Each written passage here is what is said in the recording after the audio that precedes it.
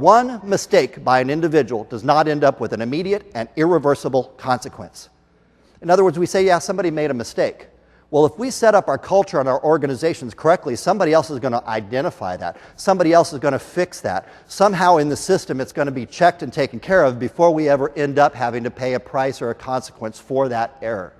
The way I like to think about it, it's like a three-step process. Step number one, we're going to take our people from a level of good to a level of excellence. We're going to make fewer mistakes. We're going to have a higher bar of performance to begin with. So step number one is we're going to raise the bar. Not to perfection, we're never going to reach it. But step number two is we're going to set up a series of checks and balances so that if somebody makes a mistake, somebody else identifies it. Somebody doesn't do something right, somewhere in the process we catch that. All right, so we're going to set up this series of checks and balances. And the last is we're going to put safety nets into place.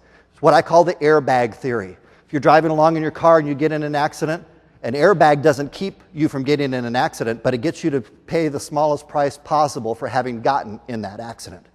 So there's this layered approach, if you will, to how we go about doing business to insulate ourselves from the imperfections of ourselves and our own people who work within that organization.